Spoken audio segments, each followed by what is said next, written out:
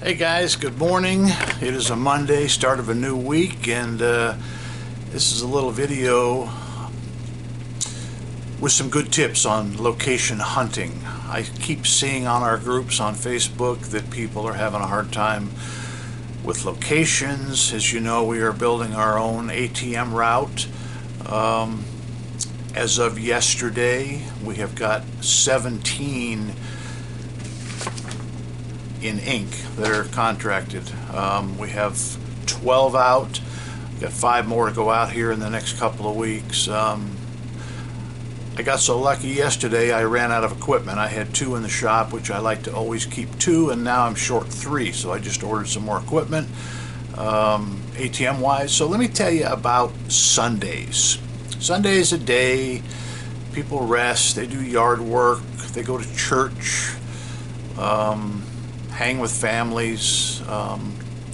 Luckily, my spouse, significant other, knows that she knows where the money comes from, and she helps. She has no problem with me working on a Saturday night or a Sunday afternoon or a Thursday morning. But anyway, so here's what happened. I go out to one of my little towns that's surrounding my route. As many of you know, I go from Needles, California, all the way through Fort Mojave, Bullhead City, Golden Valley, all the way to Kingman. It's about, I don't know, I've never really paced it, but I think it's 75 miles, something like that. So I go one direction. I did a little bit of servicing, checked on some of our charity gumball machines, topped those off, and I had to wait about an hour and 20 minutes for one of the businesses to open. They don't open till noon. It's a restaurant. So beforehand, I stopped at a little liquor store that was on the main street. And this was small. I don't think this place was 600 square feet.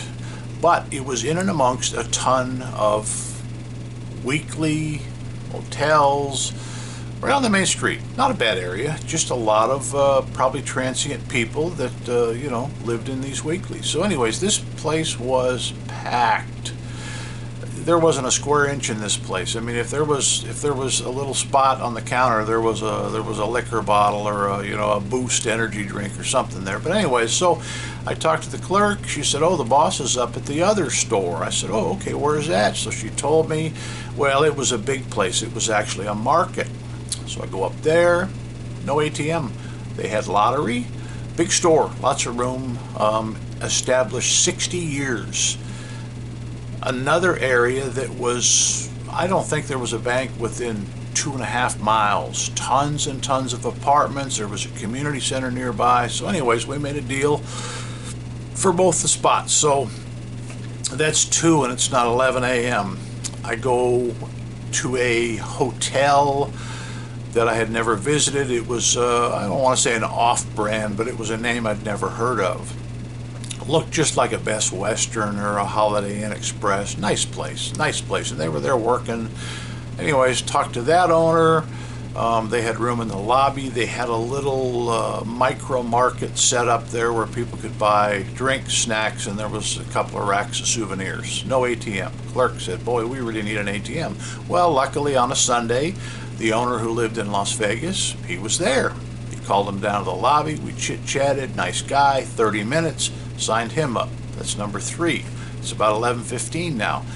Now I go back to the place that I had initially set out for, and this was a pizza restaurant that we had a charity machine in for the St. Jude's kids, and I knew they didn't open till noon, so I got there about 20 of 12, pulled up outside, and I saw the lights were on. So I thought, well, maybe I get lucky and the door will be open. I hate to bang on doors before people open and roost them. They're in there maybe mopping the floors. But anyways, the door was open. I walked in, and a lady who I'd never seen greeted me, nicely dressed, and she said, "Oh, I'm so-and-so, and I'm the broker, and this is their first day."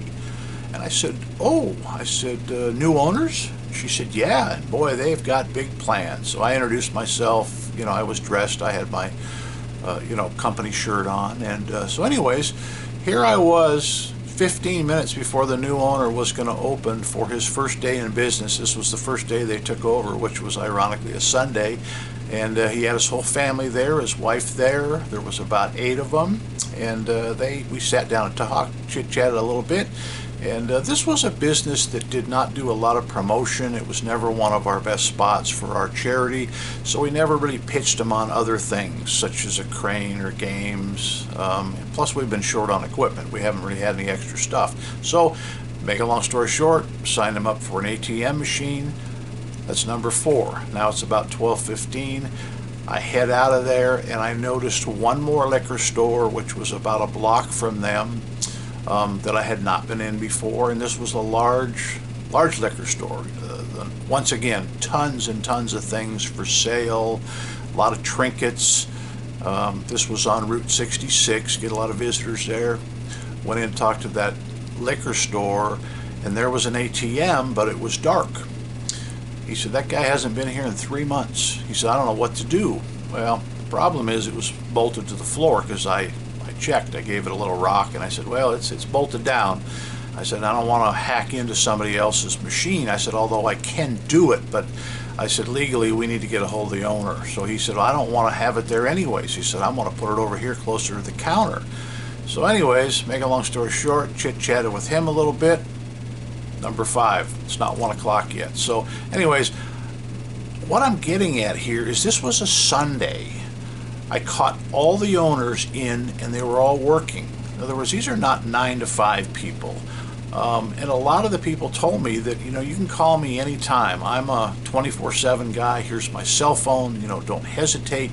So the fact of the story is, way back when, a friend of mine owned a distributorship, and he told me, he said, Doug, and this is a long time ago, this is 25 years ago, he said, Doug, he said, never go up to the front when you're cold calling a business. Now, this is when I was heavily in the full-line vending business, and we made no less than, if I didn't make 6 cold calls a day, 5 days a week, I didn't feel fulfilled. So he said, you always go in the back door. Go in where FedEx goes in and UPS, and they make their deliveries. He said, because the clerk up front will never let you through. So, make a long story short, I started going in the back doors, and he said, then find the guy sweeping. He said, you know why? That's probably the owner, because nobody else will sweep. They won't empty the trash. They won't clean the restrooms. He said, and this was kind of a funny guy. So anyways, that holds true a lot. Make a long story short, guys, people that have businesses, they are not afraid to work. If they are a successful business, they will put in those extra hours. They will be there in the evenings, and they will be there on Saturday and Sunday. So anyways, guys, it was a great day. I gave myself a tremendous amount of work. We have 5 more ATMs to install, and I'm heading to Southern California in a couple of weeks to do some cold calling there. So I'm almost a little bit afraid of what I might come up with, but I do have a couple of cash vaulters lined up for our Southern California ventures. So anyways, guys, just a little encouragement for you.